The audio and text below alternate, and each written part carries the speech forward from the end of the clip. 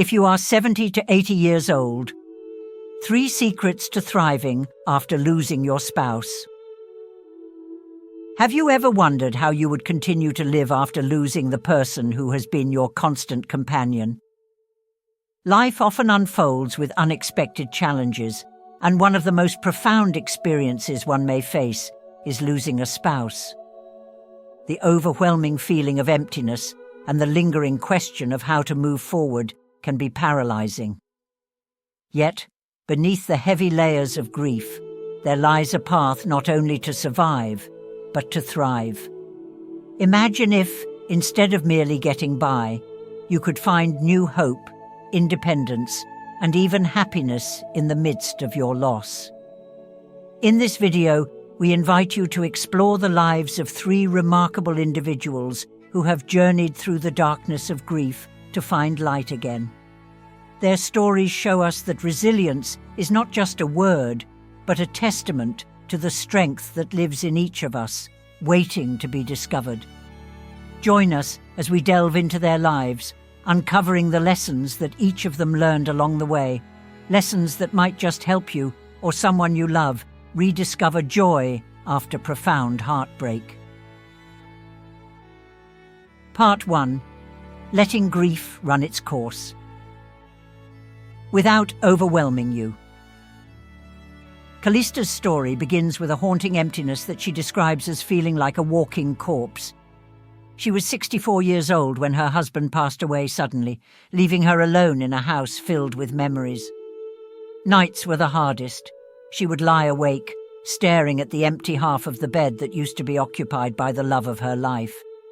The pain was sharp, unyielding, and she often felt like she couldn't go on. But something began to change for Callista when, during one of her sleepless nights, she came across an old photograph. It was a picture of her and her husband, laughing, their eyes full of love. She imagined what her husband would want for her. He wouldn't want her to stay in this perpetual state of sorrow. She understood that, while the loss was irrevocable, her life had not yet ended. It was her responsibility, to him, to herself, to continue living fully. Slowly, Callista began to reclaim her days. She set small goals, going for a walk each morning, learning to cook meals she had always enjoyed, and making a point to spend time in the park where she and her husband used to go. Gradually, she felt her strength returning. She began to allow herself to find small moments of joy in everyday life. The warmth of the sun on her face, the scent of fresh flowers in the garden, or the laughter of children playing in the park. Grief did not disappear. It never does. But she learned to coexist with it, and in time, found herself smiling again. Callista also took up writing, starting a journal to document her thoughts and emotions. It became her companion, a place where she could pour her heart out and eventually see her progress. In her writing, she found a way to articulate her pain and release it, page by page. Writing helped her process the complex emotions she was experiencing, and it became a powerful tool for healing. Callista's journey teaches us that it is okay to grieve and essential to feel deeply, but excessive immersion in sorrow for too long can cloud the beauty that still exists. Learning to cherish memories while allowing ourselves to create new ones is a delicate balance. It does not diminish the love we had. Instead, it allows us to honor it by living well. It's about finding the courage to keep going, to put one foot in front of the other, and to let the light back into our lives, even when it feels impossible. Part 2. The balance between love and independence. For many people, losing a spouse also raises practical questions about where to live and how to navigate newfound loneliness. Mrs. Amber, now 65, faced exactly this after her husband's passing. She moved in with her daughter and her son-in-law, expecting that being with family would be a source of comfort and emotional support. At first, everything seemed to go well, Mrs. Amber immersed herself in taking care of her newborn grandson and helping her daughter with household chores. The routine gave her purpose, a reason to get up each morning. She took pleasure in watching her grandson grow, in being a part of his milestones, his first steps, his first words. It felt like a continuation of the love she had shared with her husband, now channeled into her grandson. But as the years passed, subtle changes started to take place.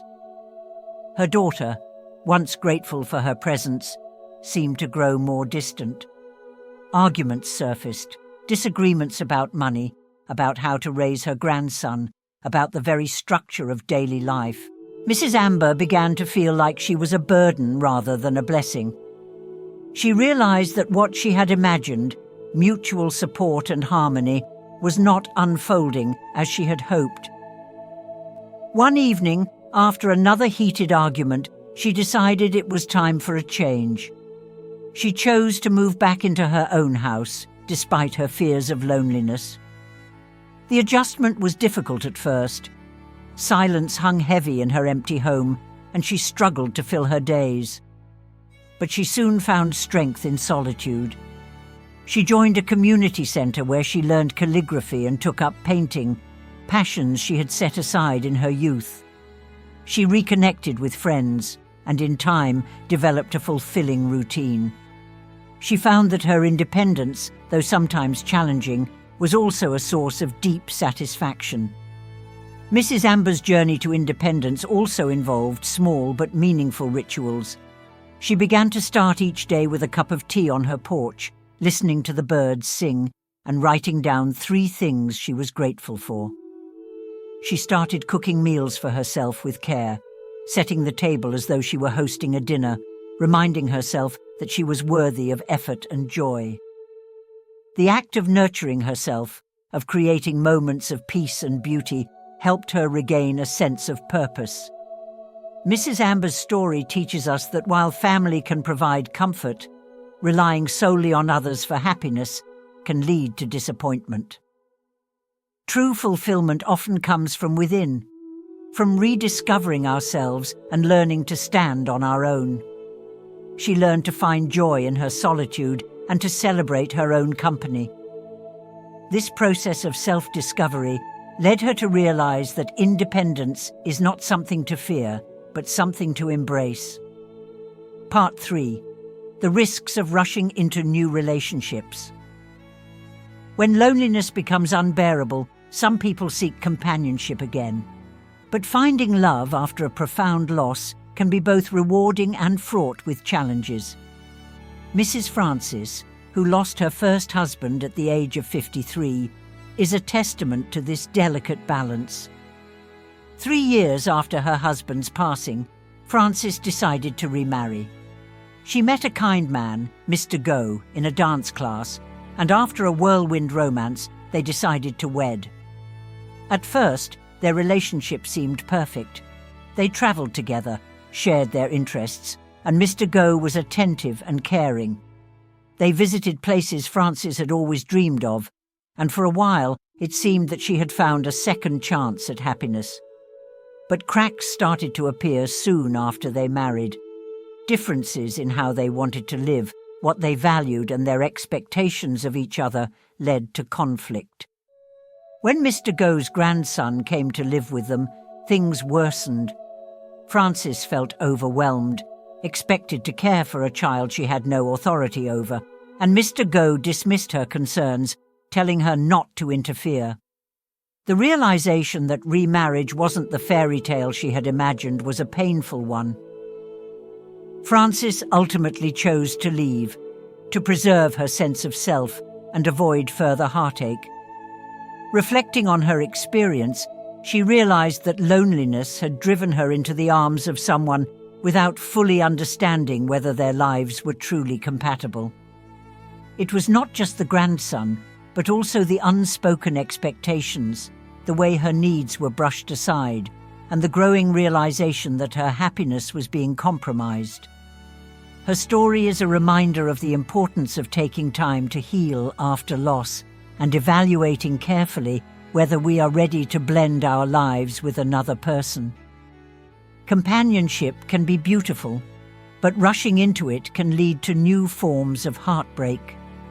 Frances learned that it is better to be alone and at peace than with someone and feeling invisible. She found solace in reconnecting with her own interests, taking long walks by the beach, and rekindling her passion for poetry. These quiet moments helped her find the peace she had been yearning for. The wisdom of aging, finding beauty in later life.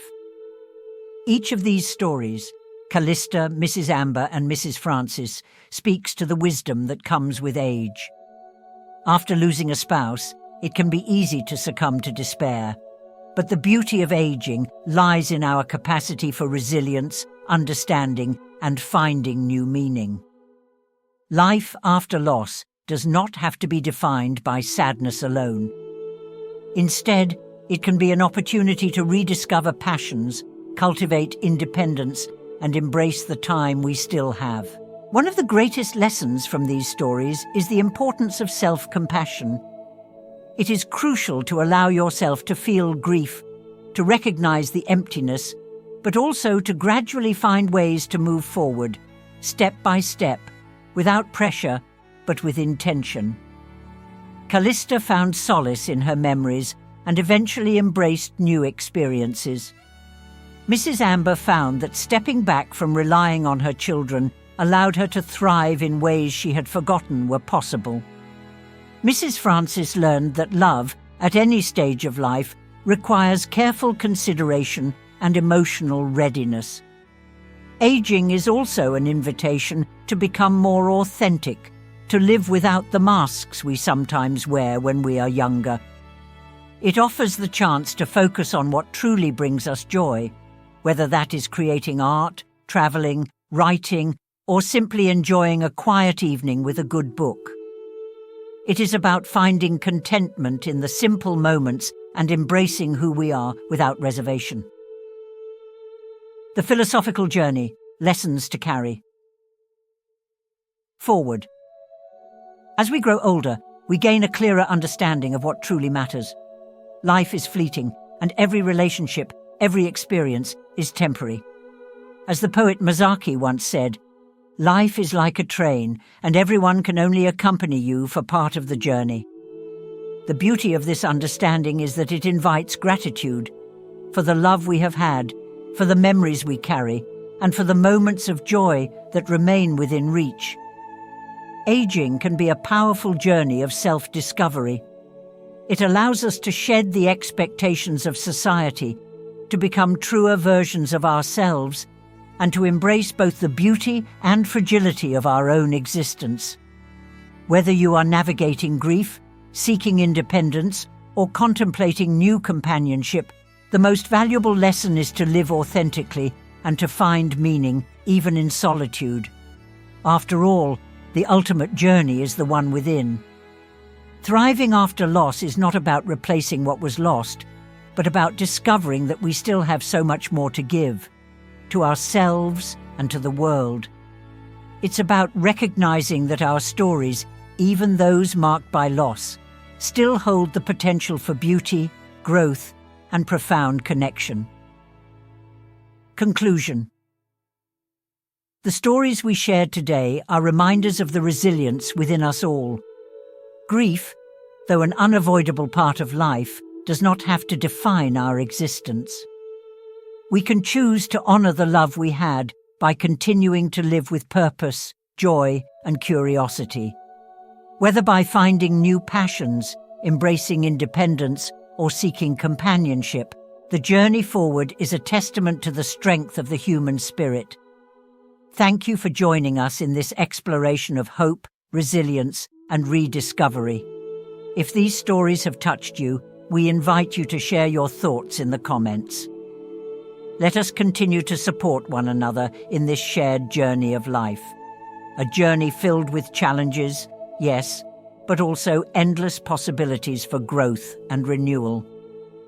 Together, we can learn to embrace every moment, find strength in each step, and continue creating a life that honors both the love we lost and the love we still hold within.